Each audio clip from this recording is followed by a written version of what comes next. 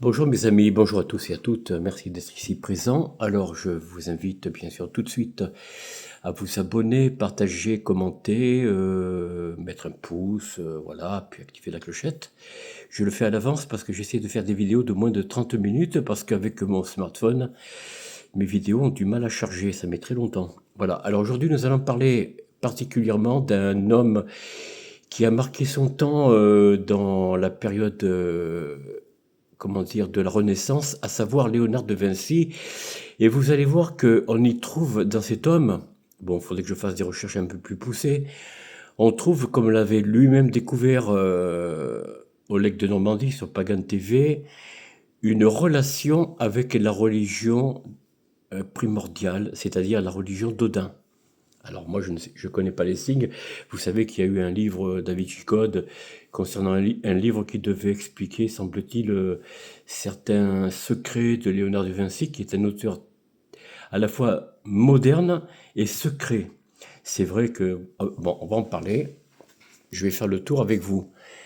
Alors, qui était Léonard de Vinci? Léonard de Vinci, bon, il est né en 1452, mort en 1519, est un artiste et humaniste italien de la Renaissance qui était à la fois peintre, dessinateur, sculpteur, architecte, mais également un inventeur de génie. Ça, en effet. Son œuvre la plus connue est La Joconde, évidemment un tableau exposé au musée du Louvre à Paris, en France. Outre les peintures où ce grand artiste voulait reproduire la nature comme il la ressentait et les individus vrais dans une atmosphère harmonieuse, il s'est exercé dans des domaines aussi divers que l'anatomie, la mécanique, la science, la botanique, le vol des avions, machines de guerre et ouvre la voie à Copernic et Galilée pour la gravitation. Le scintillement des étoiles et le mouvement de la Terre. À la fin de sa vie, Léonard de Vinci se rend en France où il est accueilli par le roi François Ier. Alors on reparlera de François Ier, vous verrez que c'est un roi de la Renaissance qui, lui, avait dans son château de Chamfort, non, enfin bon, de Chambord, pardon, il avait mis, que vous pouvez toujours voir dans une de ses tapisseries, dans la salle principale, un des signes odiniques. Mais ça, à vous de voir. Qu'il installe au Clos Lucé, tout près du château d'Amboise. Alors, jeunesse de Léonard de Vinci. Léonard de Vinci, plus connu sous le nom de de Vinci, Leonardo da Vinci, plus connu sous le nom de Léonard de Vinci, est né le 15 avril 1452, c'est ce que j'ai dit, non Le 15 avril 1452, donc, dans le petit village qui porte son nom, à 30 km de Florence, fils illégitime d'un notaire, son éducation est confiée à son grand-père dans la campagne toscane. À 16 ans, il retourne à Florence dans l'atelier de Verrocchio, qui lui enseigne la sculpture, la peinture, la décoration et la gravure. Parmi Sandro Botticelli et Perugin et Domenico Ghirlandaio, il apprend les bases des couleurs, exécute de petites besognes et seulement un an après, il peint des drapés sur les personnages. C'est pas mal, hein. En effet, ici, on a une peinture de la Vierge Marie, voilà. Alors, Verrocchio lui confie l'exécution du visage d'un des deux anges sur le tableau Le baptême du Christ, réalisé entre 1470 et 1475, restant dans l'atelier de Verrocchio jusqu'en 1476. Il adhère à la Compagnie de Saint-Luc, confrérie des peintres. Le premier tableau de Léonard de Vinci est alors la Madone à l'œillet, puis l'adoration des mages, peinture pleine de mouvements où... C'est quoi ça? Wall, où sont créés les personnages comme des vivants comme s'ils existaient avec un tel réalisme que ce ne sont pas des figurants. Rencontrant Uccello, il fréquente son atelier et parle ensemble de géométrie et de perspective. Pour ses peintures, il améliore la technique du sfumato, une technique de clair-obscur à un très haut niveau de perfectionnement. Contrairement aux artistes de son époque, Léonard refuse de faire apparaître d'une ligne nette les contours des personnages. Il choisit au contraire de les estomper, voire de les enfumer, oui c'est ça. Auprès de Ludovic Sforza, le temps des inventions. À 30 ans, De Vinci est appelé par Ludovic Sforza, duc de Milan, et reste à son service pendant 20 ans. Il veut lui offrir la statue équestre du fondateur de la dynastie François Sforza. Elle ne fut pas réalisée, on ne sait donc pas réellement à quoi ressemblait ce cavalier. Auprès du duc, il exerce plusieurs fonctions de décorateur, sculpteur, organisateur de réception, mais aussi ingénieur, urbaniste. Il travaille dans l'hydraulique avec les barrages et les écluses et invente des dispositifs automatiques. Et pour l'époque, regardez, vous avez ici l'un des mécanismes, apparemment. En mécanique, il est à l'origine du fonctionnement de machines dans le domaine textile. Sur ses croquis, il analyse, démonte et remonte les systèmes d'horlogerie, de moulins, de pompes, d'appareils de transmission, de machines à raboter, à scier, tout ceci en dessin et croquis. Bien évidemment, Ludovico Sforza a été séduit par les talents d'ingénieur militaire de l'artiste.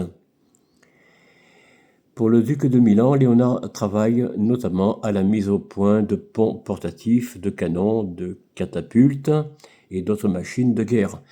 Issu de l'un des carnets de Léonard, ces schémas représentent diverses machines de guerre permettant des offensives meurtrières. L'inventeur a ainsi imaginé une arme de cavalerie permettant de faucher l'infanterie adversaire, le char Scythe, ainsi qu'un chariot rotatif doté d'une carapace de métal muni de canons et manipulé de l'intérieur par 8 hommes, véritable préfiguration du char d'assaut. Il peint la maîtresse de Ludovic Sforza, la dame à l'hermine, Lucrezia Crivelli, peut-être la belle ferronnière du Louvre, puis la Vierge au Rocher de 1483 à 1486 dans son style florentin, que beaucoup dénigrèrent et considérèrent comme une mauvaise copie. Il commence la scène destinée au mur du réfectoire du monastère de Sainte-Marie-des-Grâces à Milan et utilise un mélange expérimental pour l'enduit, mais qui ne se conservera pas durant les siècles à venir. La fresque sera endommagée. Outre les peintures de Vinci, ça donne à des dessins et des plans architecturaux. Ouais, c'était quand même, voilà la Joconde. Léonard da Vinci au service de César Borgia. À la chute des Sforza, en décembre 1499, De Vinci visite Venise, Mantoue, où il réalise le portrait de profil de la duchesse d'Este et rentre à Florence en 1503 au service de César Borgia, duc de Romagne. Il exerce ses talents en tant qu'architecte, fait office de chef de chantier des forteresses ecclésiastiques, prend part à la commission décidant de l'installation de Michel-Ange.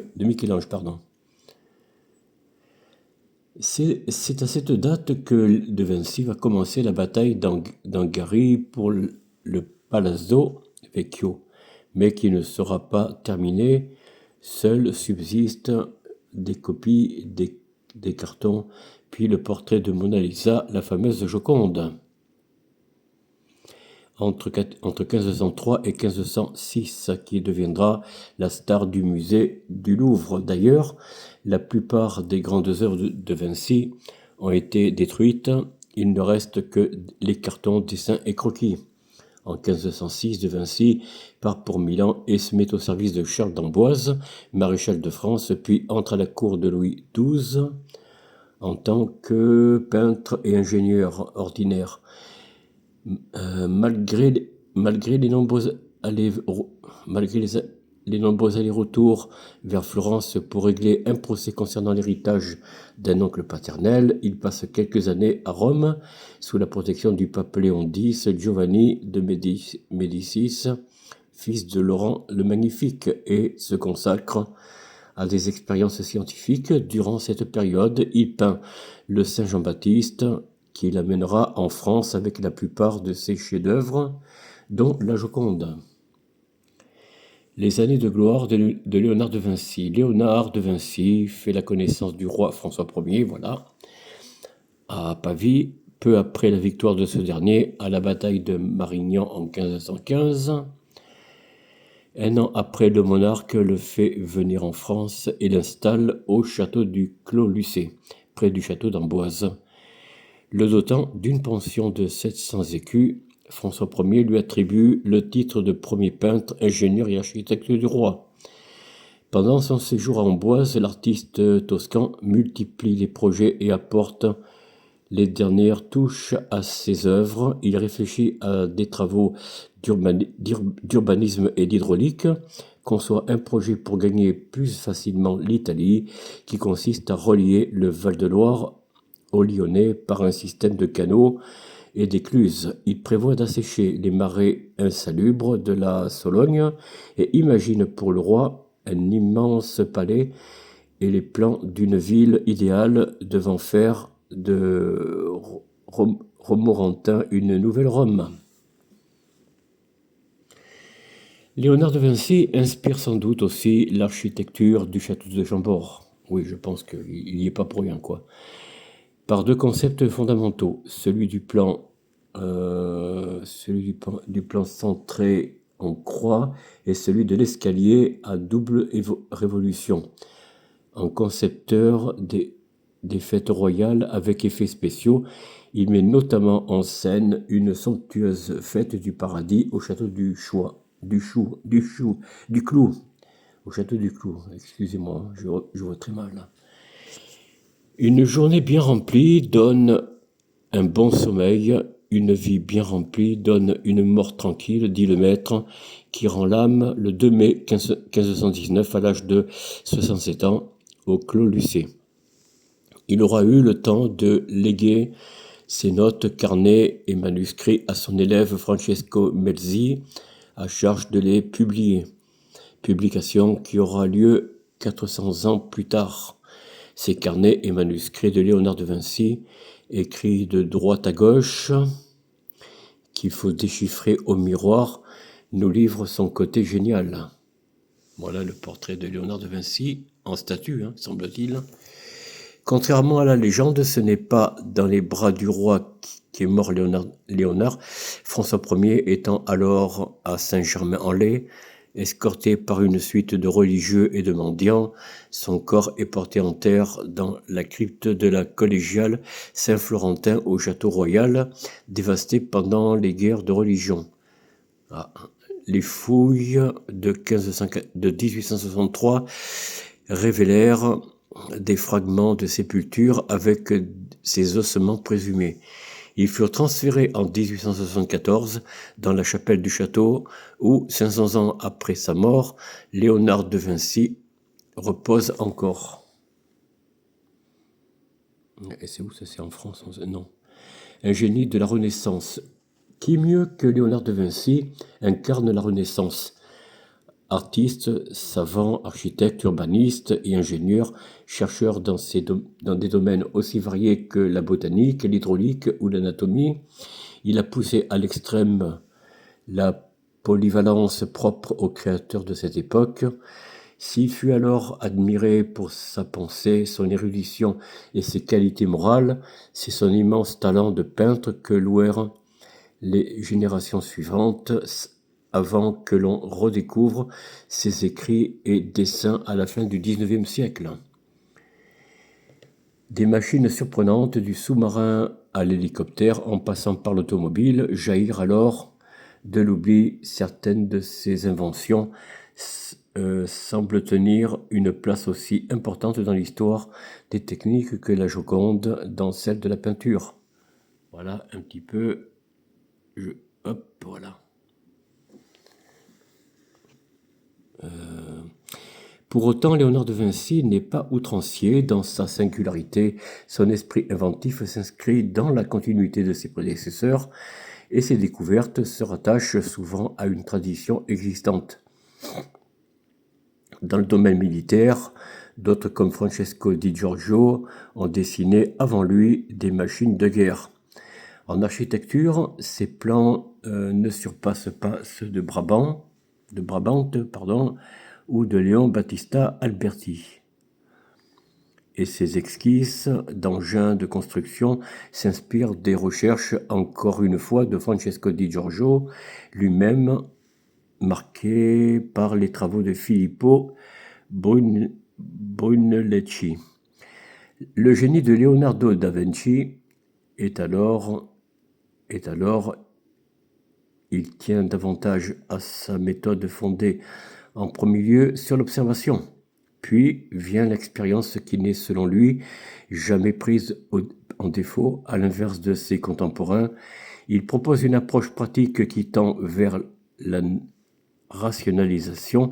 Ces engrenages, il les veut solides et réguliers afin de pouvoir les adapter à différents types d'utilisation, métiers à tisser, turbines hydrauliques ou machinerie de théâtre. Son talent réside aussi dans la qualité de ses croquis, sa maîtrise de la mise en perspective des ombres et des lumières donne l'impression d'objets existants prêts à fonctionner. Le dessin se fait instrument pour capter l'essence des choses, et personne ne peut s'en douter en admirant ces machines à voler que l'homme se prendra un jour pour un oiseau. Voilà, chers amis, j'ai terminé cette vidéo sur Léonard de Vinci. Si j'allais dire homme tournant de la Renaissance, d'ailleurs, effectivement, c'est, j'allais dire, avec tout ce qu'il a inventé, tout ce qu'il a fait comme esquisse et autres, hein. Et puis bien sûr, son célèbre tableau de la Joconde, ce sont des pièces tournantes de la Renaissance vers le monde moderne. D'ailleurs, aujourd'hui, on n'est même plus capable, même avec l'intelligence artificielle, on n'est même pas capable de reproduire ne serait-ce que la moitié, le quart de ce que Léonard de Vinci a fait. Bon, enfin ça c'est une autre histoire. Voilà, chers amis, s'achève cette vidéo. J'espère qu'elle vous a plu. On se dit à très bientôt. Encore une fois, je le dis souvent et je le répète, soyez heureux en famille, soyez heureux avec vos parents, grands-parents, enfants, petits-enfants, vos amis, vos collègues de travail, vos camarades, et je vous dis à bientôt. Au revoir.